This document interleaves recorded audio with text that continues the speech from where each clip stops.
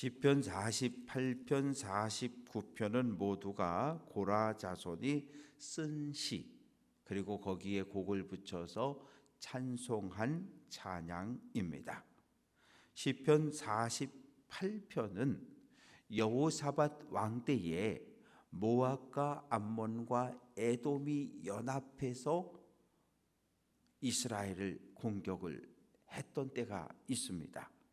역대하 20장의 사건을 배경으로 했는데, 이 세 나라가 연합해서 이스라엘을 공격했을 때 하나님께서 이스라엘을 보호해 주셨고 편들어 주셔서 대적들이 공격해 왔다가 하나님의 심판을 받고 모두 놀라서 패해서 도망갔던 그 사건을 배경으로 하고 있습니다. 시온산, 예루살렘 성전이 건축되어진 예루살렘, 그 시온산은 영원할 거라는 거예요. 왜냐하면 하나님이 시온산에, 하나님이 예루살렘 성전에 계시기 때문에 어느 누구도 예루살렘을, 시온산을 정복할 수 없다고 그렇게 찬양하고 선언을 합니다. 여호와는 위대하신데 우리 하나님의 성 예루살렘, 거룩한 산 예루살렘 산 시온산에서 영원히 찬양을 받으셔야 한다. 터가 높다는 말은 예루살렘 성전이 건축된 이 시온산은 해발 760, 대단히 높은 산입니다. 그 지역에서는 그 높은 곳에 건축이 되어졌다. 그리고 그곳에서 하나님이 이 온 세상을 다스리고 있다. 큰 왕의 성 예루살렘, 곧 북방에 있는 시온산이 그러하다. 이 당시 사람들은 북쪽 맨 끝에 그 하나님의 보좌가 있다고 그렇게 생각을 했어요. 그래서 북쪽 끝 이곳에 하나님의 보좌가 놓여져 있다고 생각했고, 거기에서 통치하신다. 하나님이 이 예루살렘 성을 당신의 요새로 삼고 그 안에 좌정에 계시면서 모든 땅을 통치한다. 그래서 4절 말씀 보면 왕들이 모여서 함께 지나갔다. 이 표현이 바로 모압과 암몬과 에돔 연합군이 연합해서 예루살렘을 공격해 왔다는 거예요. 그러나 5절 말씀 보면 그들이 보고 놀라고 두려워 빨리 도망쳤다. 무슨 이야기입니까? 하나님의 능력, 하나님의 함께 하심이 그들이 경험하고 나서 눈으로 보고 귀로 듣고 그리고 두려움을 느끼고 그래서 도망을 쳤다고 이야기합니다. 도망치는 이 연합군들의 모습이 어떠했냐면 마치 해산하는 여인이 막 이렇게 고통하고 떠는 이런 모습으로 그렇게 표현을 하면서 정신없이 두려움에 공포에 질려서 도망을 쳤다고 이야기합니다. 하나님께서 동풍으로 이스라엘 가나안 땅은 서풍이 있고 동풍이 있는데 서풍은 지중해에서 불어오기 때문에 비를 가져와요. 그러나 동풍은 이 아라비아 사막 쪽에서 불어오는 바람이기 때문에 뜨거운 열을 가지고 있고, 이 동풍이 불어온다는 얘기는 하나님의 심판을 이야기합니다. 동풍이 불어와서 다시스의 배, 오늘날의 레바논, 당시에는 시돈과 두로를 중심으로 해상 무역을 하던 그 모든 배들을 하나님께서 동풍으로 파괴시킨다. 그래서 하나님을 찬양하는 거예요. 8절, 우리가 들은 대로 만군의 여호와의 성, 우리 하나님의 성에서 우리가 이것을 보았다. 하나님의 능력을 보았다는 거예요. 그래서 예루살렘은, 시온산은 안전하고 영원할 거라는 거예요.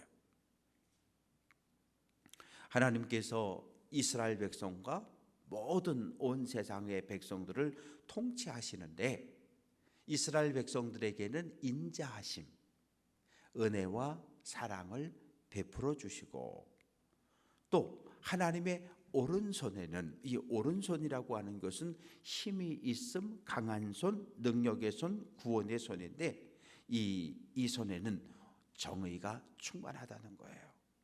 그래서 하나님께서는 이스라엘 백성들을 다스리고 이스라엘 백성들을 보호하는데 이스라엘 백성들에게는 인자, 자비, 은혜를 베풀어 주셔서 보호하시지만 이스라엘을 공격하는 대적들에게는 정의의 손을 들어서 그들을 심판한다고 이야기합니다. 그러면 대적들이 공격해 왔다가 하나님의 심판을 받고 도망치는 그 모습을 보면서 시온 산은 기뻐하고 유다의 딸들은 즐거워하며 하나님을 찬양하는 거예요. 그러면서 이제 12절, 13절, 14절에서 뭐라고 이야기하면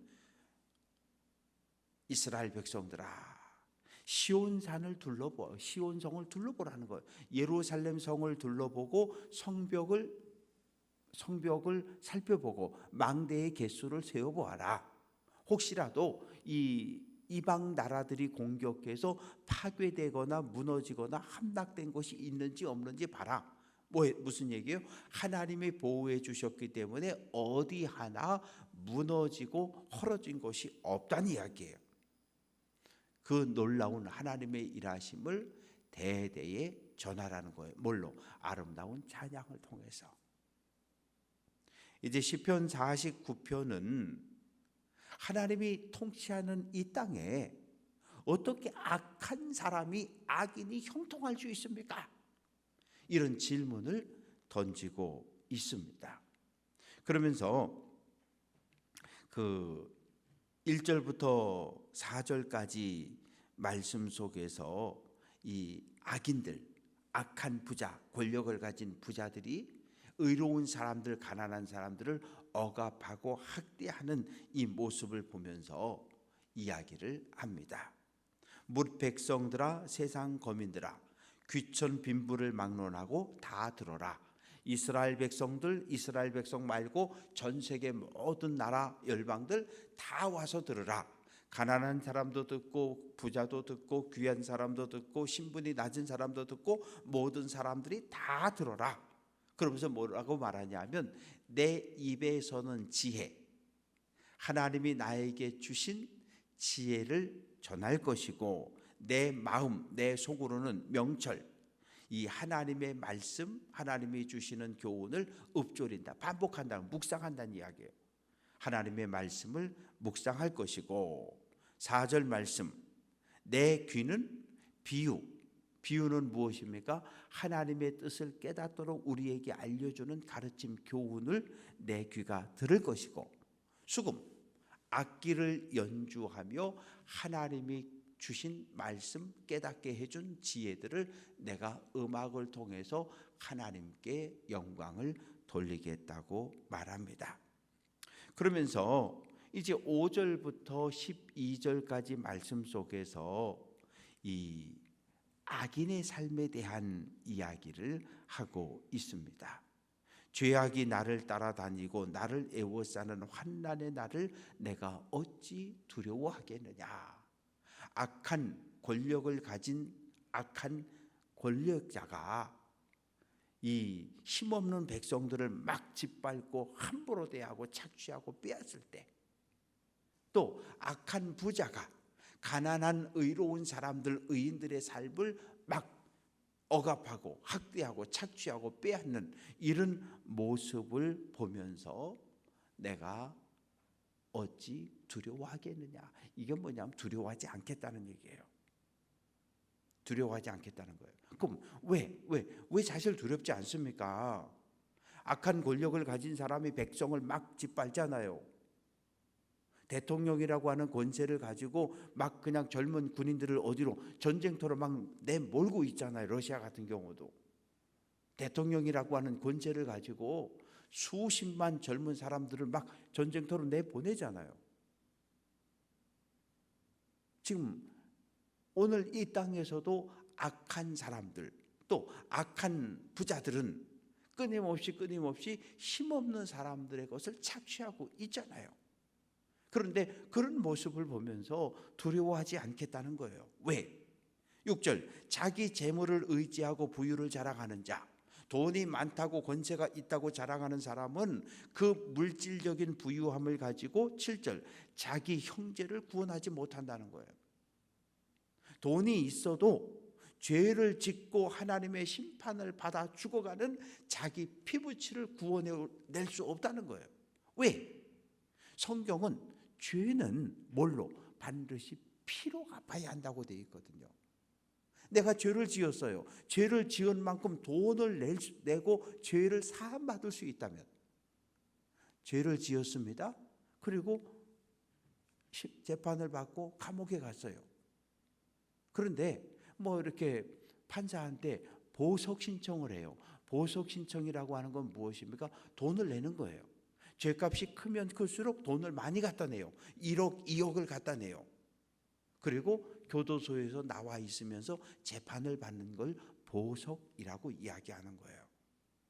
그러나 돈 가지고 자기 형제가 죄값으로 죽어가는 그것을 구원할 수 없다는 거예요. 왜? 이 구약 시대의 죄는 반드시 피로만 갚을 수 있거든요. 그래 돈이 필요 없다는 거예요.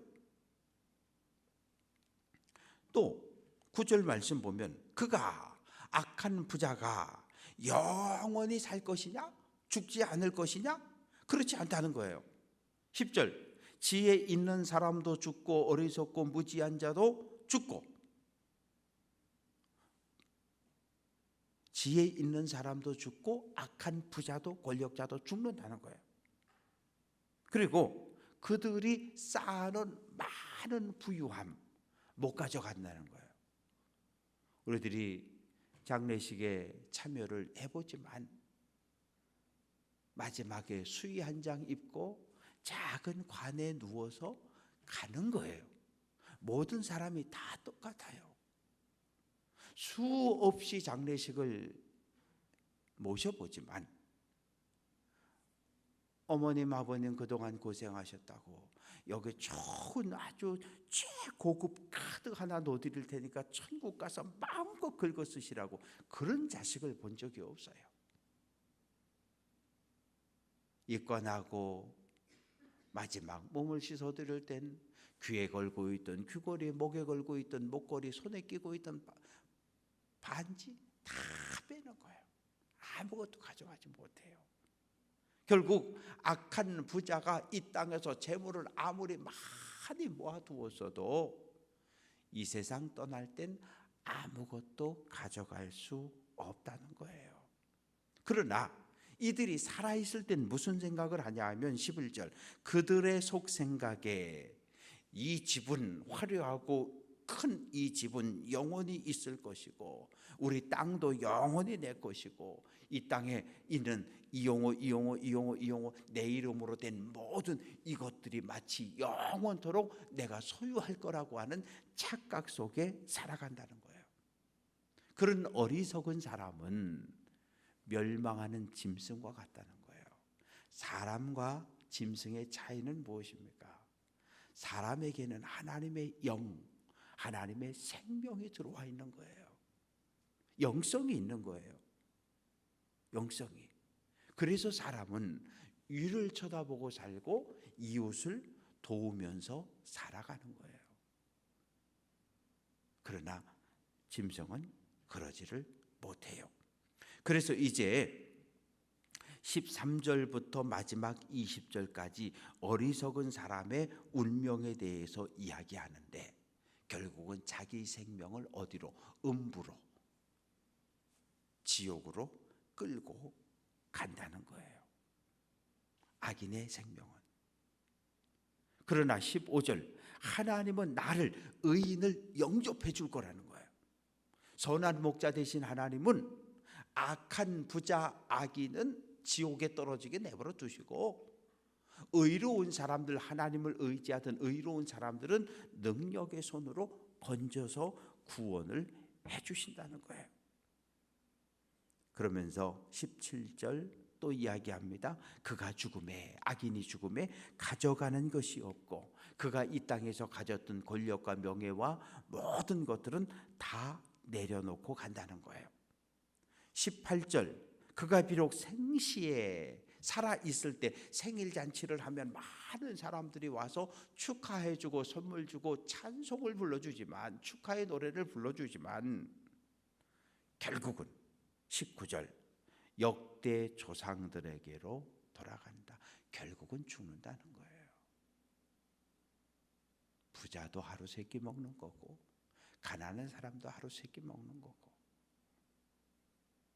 그리고 모든 사람에겐 죽음이 있는데 하나님을 바라보고 하나님을 의지한 사람은 그 영혼이 구원받아 하나님의 나라에 들어가지만, 악한 사람은, 악한 권력자는 하나님의 심판을 받고 멸망의 길에 빠진다고 이야기합니다. 그러니 이것이 하나님의 뜻이니 뭐 악인들이 형통하고 악인들이 잘되고 악인들이 부자고 권력을 가지고 짓밟는다 그래도 그거 두려워하지 말라는 거예요. 그거 신경 쓰지 말라는 거예요. 왜? 아무리 강한 권력도 10년을 넘기지 못한다고 하잖아요. 뭐 대통령이 아무리 뭐 권세가 있고 그래도 5년 딱 지나면 끝이잖아요. 또 그러면 5년 후에 또 대통령 또 뽑는 거니까. 그래서 이 땅을 바라보고 의지하지 말고, 눈에 보이는 세상을 의지하지 말고 관심을 너무 두지 말고 오직 하나님께 소망을 두고 하나님을 바라보고 하나님을 의지하며 믿음의 길을 걸어가라고 우리에게 권면하고 있습니다. 바라고 소망하는 것은 오늘 한 날도 하나님께서 우리에게 주신 많은 선물들이 있어요. 건강도 선물이고 시간도 선물이고 은사도 선물이고 하나님께 받은 모든 것으로 주님의 몸인 교회를 섬기고 또 더불어 함께 살아가는 성도와 형제와 이웃을 섬기며 살아갈 수 있는 귀한 성도들 될 수 있기를 주님의 이름으로 축원합니다.